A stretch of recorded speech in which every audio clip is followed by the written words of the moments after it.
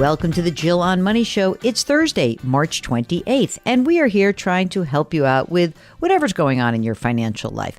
So if you've got a question, head to our website, jillonmoney.com. Click the Contact Us button and let us know if you would be willing to join us live. Mark does everything else.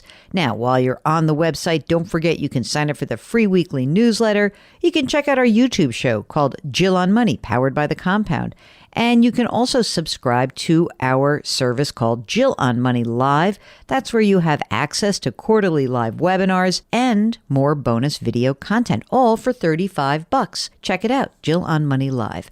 All right, today we are joined by Zoe, who is on the line from Massachusetts. Hello, Zoe. How are you, and what can we do for you? Hi, Jill. I am recently laid off. Oh. And so I'm looking to see if I can retire. Oh, I like that. I like retirement. How old are you? 59 and a half.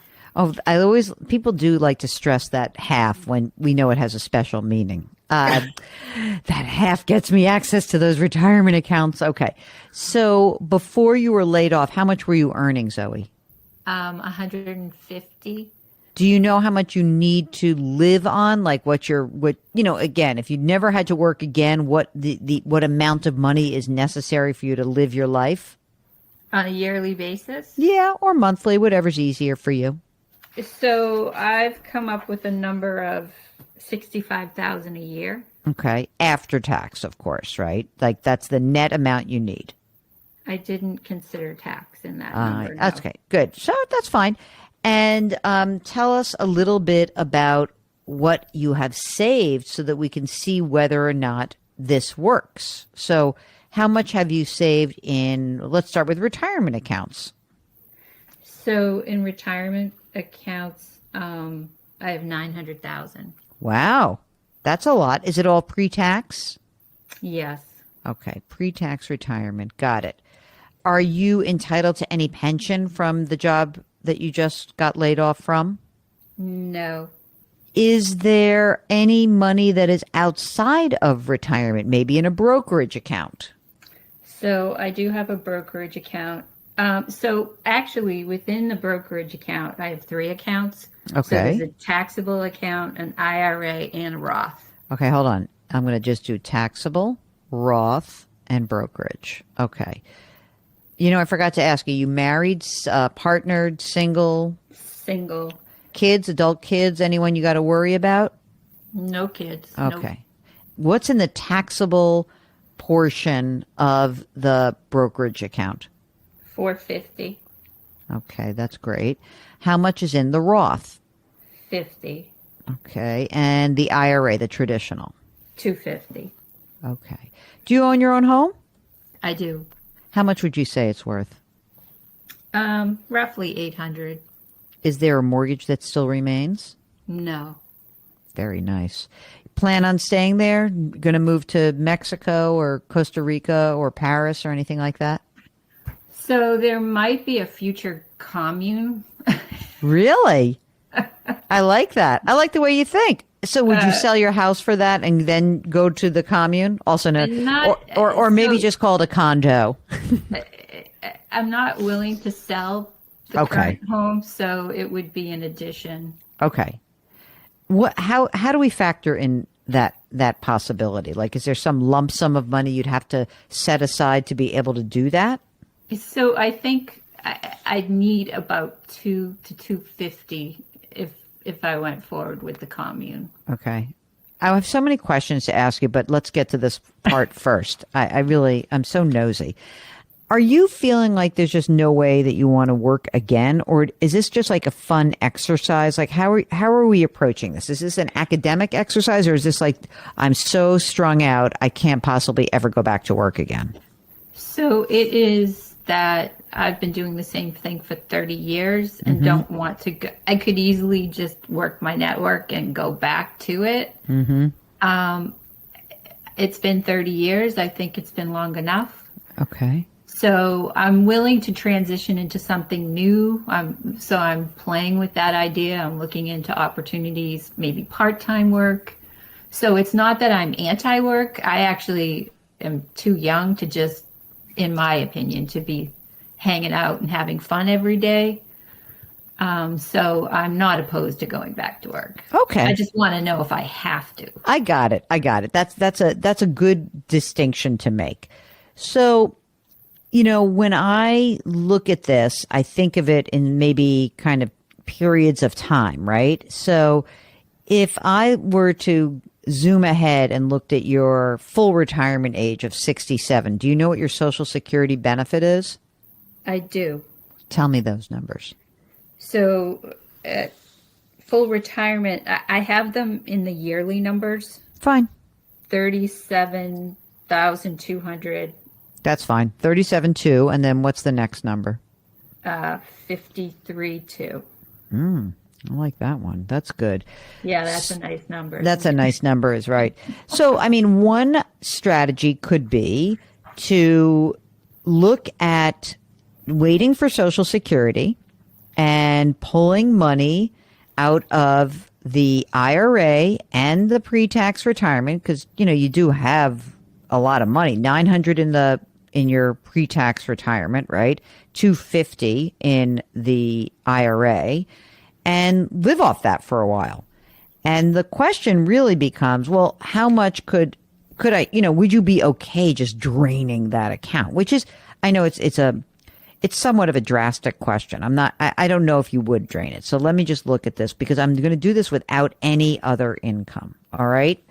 So if you have 1.15 million that hasn't been taxed.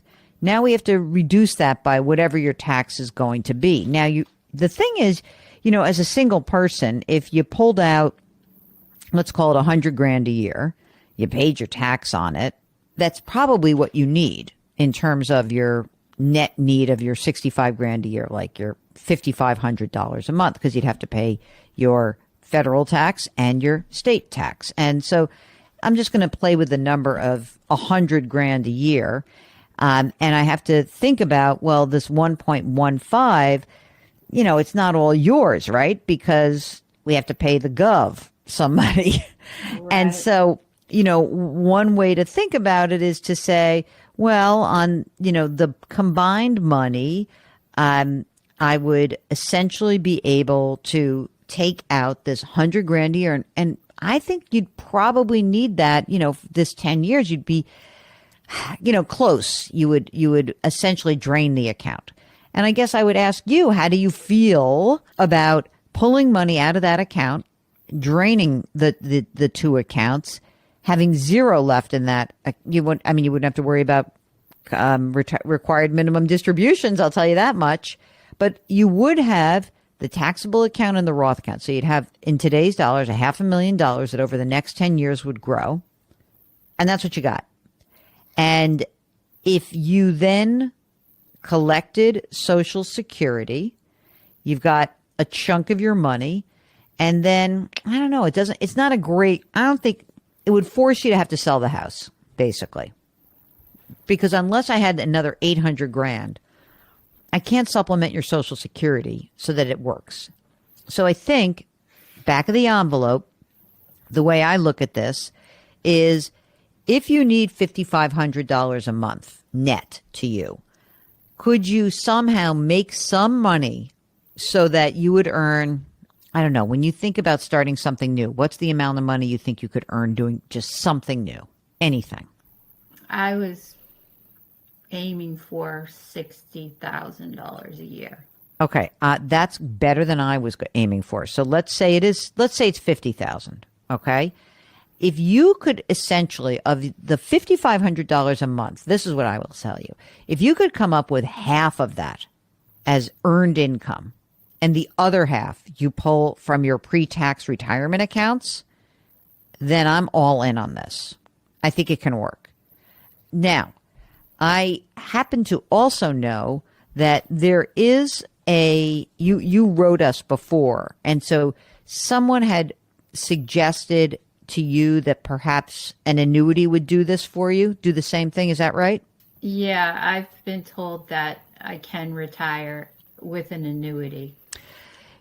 I see the why of that, okay? Because then you can get the money guaranteed to you over a certain period of time, and it will fund the gap. And you have to, it's the same calculation that I did. Were they talking about for your retirement account as well, using it and making it a qualified annuity, meaning like you put the retirement proceeds in there?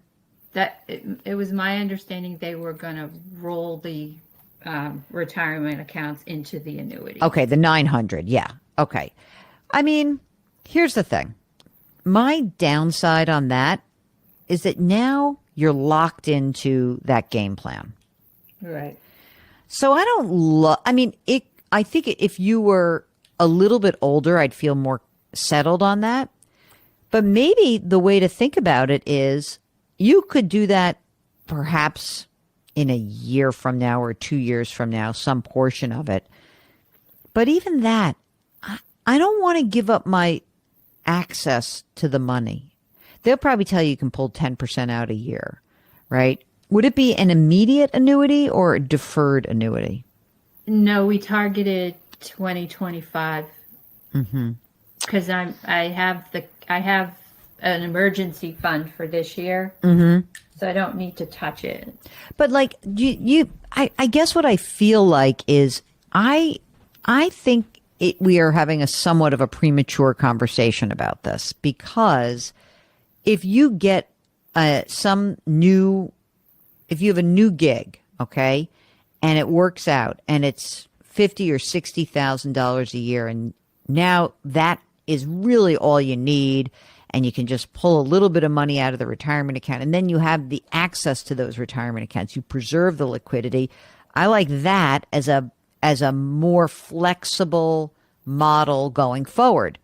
Now, if you really are like, oh no, I'm just going to do it tough luck, that's not what it sounded like. It's like what I heard from you is like all the people who helped me write this book, The Great Money Reset, which is I'm exhausted from doing what I have been doing. I don't want to stop working, but I want to stop doing what I was doing, and I want to try something new. And I think if you want to preserve more options going forward, then I would look to do that. I would try to get something new. I wouldn't necessarily tie up all that, almost $1 million or more than $1 million if they're putting the IRA proceeds in there. I don't think I'd want to do that right now. And, for all I know, 3 years from now, you're making $120,000 doing something new, and you don't need any of this money tied up. In which case, I think you'd look back and be like, I wish I had my money back. He lost me when he said irrevocable, but yeah. I needed a sanity check. Yeah, I mean, it can work. It's almost like if you were 69 and a half, I guess that I feel like you're willing to work and you just haven't found what you want to do.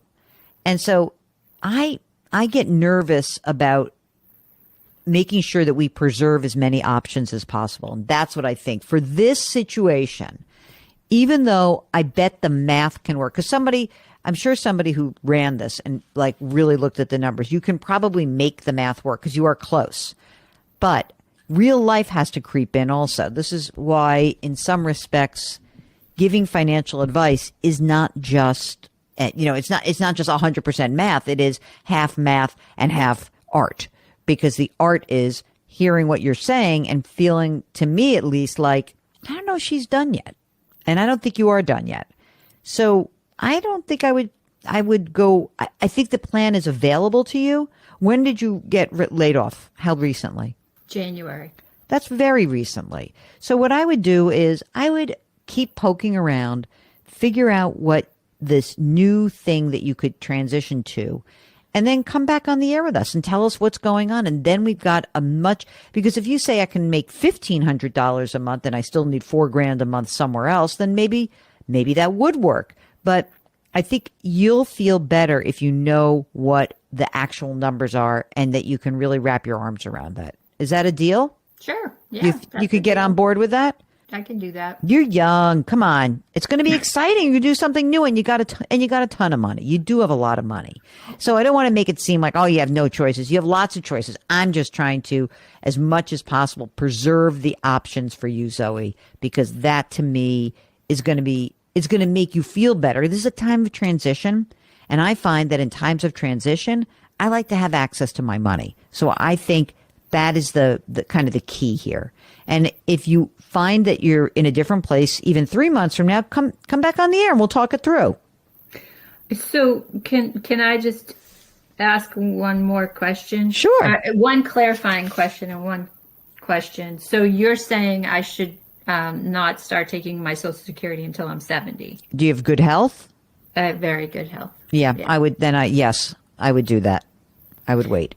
And the last question was, so I have some cash, and I just wanted to hear from you if you thought, you know how they have these brokerage accounts have automatic balancing. Rebalancing, you mean? Yeah, like Yep. How much cash?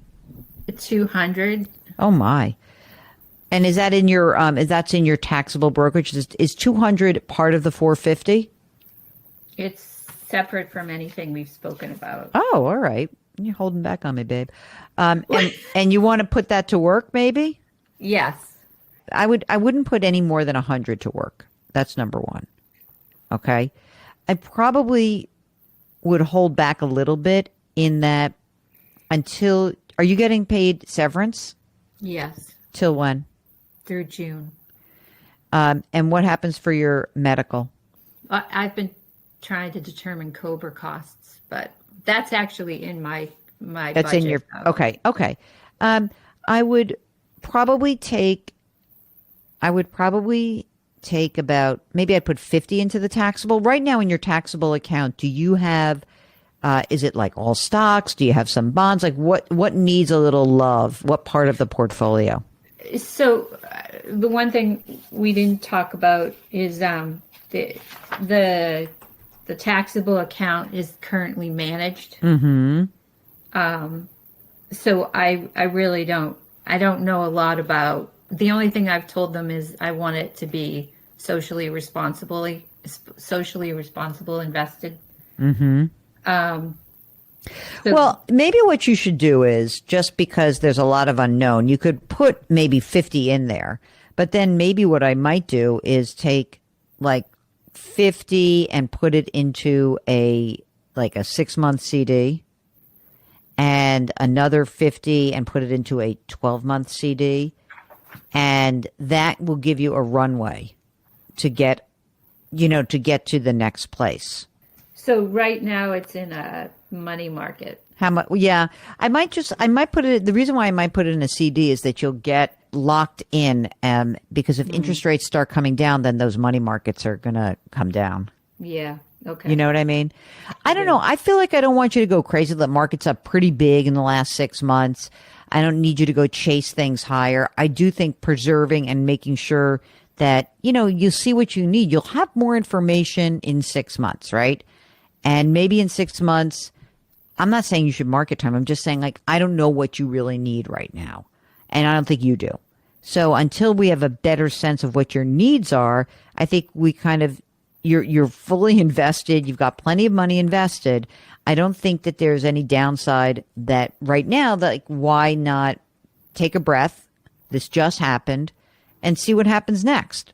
And then, of course, taking advantage of the fact that rates are still pretty good levels. That's why I think I would maybe just say, like, you literally can buy a CD. You could go to depositaccounts.com. You could do it through your bank. You could say, like, give me a 6-month CD, give me a 1-year CD, and throw some money in there and keep 50 grand liquid. That's what you need, and figure it out from there. But, presuming you don't have any massive expenses, I think again, this whole conversation has been about preserving your optionality.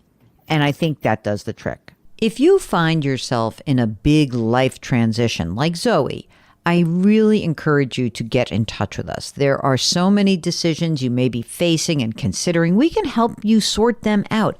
And even in Zoe's case, maybe she'll get to that exact same place a few months from now. But when we don't have a lot of information, we want to try to make sure that you don't do something that's going to be, as Zoe said, irrevocable.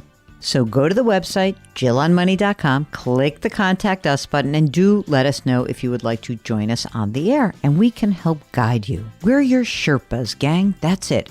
We are Sherpers for the Jillionaires out there. Okay, don't forget, while you're on the website, check out all the great content that is created there, and you can subscribe to this show on the Odyssey app or wherever you find your favorite podcasts. Try to do something nice for someone else today. Change your work, change your wealth, change your life. Thank you for listening, and we'll talk to you tomorrow.